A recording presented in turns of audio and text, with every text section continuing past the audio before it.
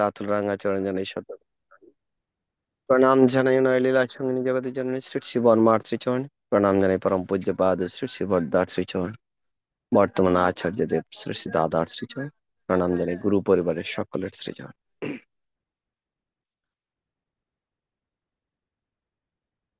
অনলাইনে উপস্থিত বিভিন্ন জায়গা থেকে যুক্ত হয়েছেন ইষ্টপ্রাণ দাদা ও ভক্তিমতী মায়েরা এবং সৈস্থনী ব্রতধারী কর্মীবৃন্দ, সকলকেই জানাচ্ছি আনন্দিত জয়গুরু। আসলে আমি মেজদার ডাকে সঙ্গে সঙ্গে সাড়া দিতে না পেরে আমি আন্তরিকভাবে দুঃখিত এবং সবার কাছে ক্ষমা প্রার্থী। আমাকে ক্ষমা সুন্দর দৃষ্টিতে দেখবেন। তো ঠাকুরের আমরা যে সাপ্তাহিক সৎসঙ্গ করে আসছি অনেকদিন ধরে, সৎসঙ্গের ধারাবাহিকতায় এখন আলোচনা পর্ব চলমান। আজকের যে বাণীটা বেঁধে দেওয়া হয়েছে, মেজদা যদি একটু বাণীটা আবার বলেন।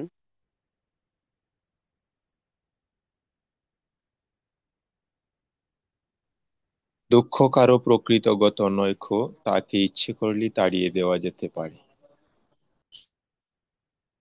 দুঃখ কারো প্রকৃতগত নয়কো, ইচ্ছে করলেই তাকে তাড়িয়ে দেওয়া যেতে পারে। আসলে ঠাকুরের বাণীগুলি অত্যন্ত কঠিন আমার জন্য, এইগুলোকে ব্যাখ্যা করার মতো ভাষা জ্ঞান আমার কিছুই নেই। তবু দাদা কর্তৃক আদিষ্ট হয়েছে, দু একটি কথা বলবো, ত্রুটি বিচ্যুতি অতি স্বাভাবিক, ক্ষমা সুন্দর দৃষ্টিতে দেখবেন। আমরা প্রত্যেকেই কিন্তু সুখ এবং দুঃখ নিয়েই আমাদের জীবন যাপন।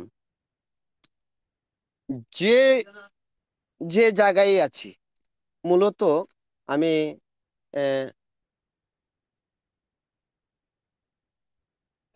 একজন মনীষীর একটা ইয়েতে দেখেছিলাম যে প্রত্যেকটা জীবেই স্ব স্থানে অসুখী। প্রত্যেকটা জীবেই স্ব স্থানে অসুখী। এই যে কথাটা অসুখী, আসলে কোনো একটা জীবেই তার শস্য স্থান থেকে সুখে নেই।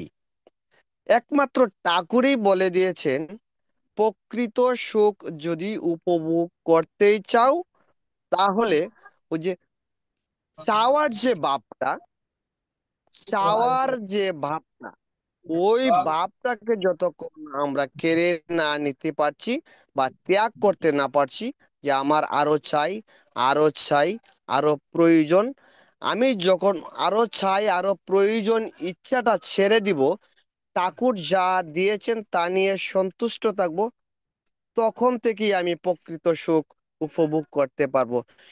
এই কথাটা শুধু ঠাকুরই বলেছেন। ঠাকুর এই যুগে এসে সৎসঙ্গ সৃষ্টি করে দিয়ে বলে গিয়েছেন, সৎসঙ্গটা হচ্ছে মানুষ গড়ার কারখানা। যে সৎ নামের সঙ্গে যুক্ত হয়েছে, যে সৎসঙ্গের আশ্রয় গ্রহণ করেছে, যে সৎ নাম মনোনয়ন করবে, তার জীবনের উন্নয়ন অনিবার্য।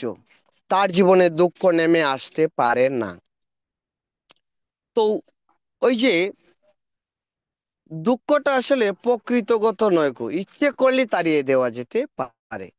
তো দুঃখ আমার জীবনে আসতেই পারে, দুঃখ একটা স্বাভাবিক ব্যাপার। দুঃখ যদি আমার জীবনে নাই আসে, সুখ কি জিনিস তা আমি উপভোগ করব কি করে? আমাদের ঠাকুর বলে গিয়েছেন, সবার জন্যই উনি সুখ শান্তি সমৃদ্ধশালী জীবন কামনা করেন। আমি আচার্য দেবের আলোচনা প্রসঙ্গে আমি বাস্তবে শুনেছি। আমি কিছুদিন আগে যে গিয়েছি দেওঘরে, সরাসরি উনি বলেছেন, এটি প্রায়ই বলে থাকেন, আমি এবারও শুনেছি সকানে, যে বলছেন যে ঠাকুর তো বলতেন সবাই যেন সুখ শান্তিতে সমৃদ্ধশালী হয়ে থাকে, কিন্তু আমি বলছি কি, সবার জন্য একটু একটু দুঃখ লেগে থাকে। দুঃখটা লেগে না থাকলে সে ঠাকুরকে ভুলে যাবে। ঠাকুরকে নিয়ে যেন সে চলতে পারে, ঠাকুরকে যেন মাথায় রাখে, সেই জন্য তার জীবনে দুঃখেরও প্রয়োজন আছে বটে। তো দুঃখ না থাকলে সুখ কি জিনিস আমি উপলব্ধি করতে পারবো না, তাহলে দুঃখ আমার কাছে কোনো বিষয়ই না।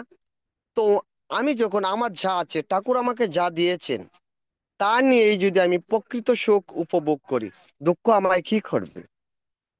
আমার তো আসলে এর চাইতে বেশি চাওয়ার একটা ভাবই নাই আমার মধ্যে। তাহলে আমার শর্ট কোথায়? আমার তো পরিপূর্ণ, তাহলে দুঃখটা কোথায়?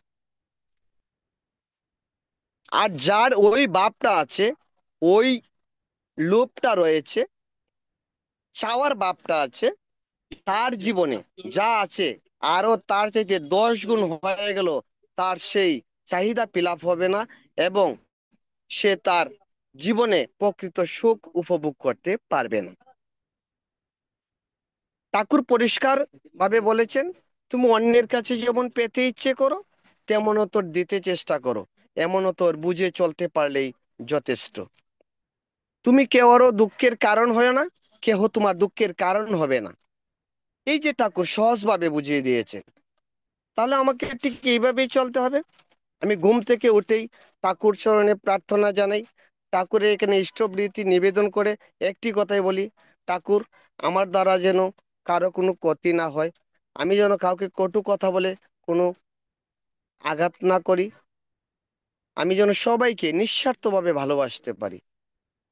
ওই যে একটা ভাব, ওই যে একটা চাওয়া, ওই চাওয়া নিয়ে যদি আমি আমার জীবনকে পরিচালিত করতে পারি, আমি মনে করি আমি 100% সুখী।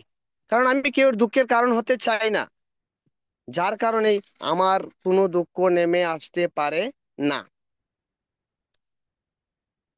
আজকে অনলাইনে অনেক বিজ্ঞ আলোচক বৃন্দ আছেন, আপনাদেরকে আরো গুছিয়ে বলবেন। আজকে অনলাইনে উপস্থিত সকলের সুখ শান্তি ও সমৃদ্ধশালী জীবন কামনা করে, তথা বিশ্বের প্রতিটা জীবের সুখ শান্তি কামনা করেই আমি আমার সংক্ষিপ্ত আলোচনার ইতি টানছি। সবাইকে জয়গুরু। জয়গুরু। আমাদের বিপ্লব প্রকাশ দাদা, ঠাকুর দাদার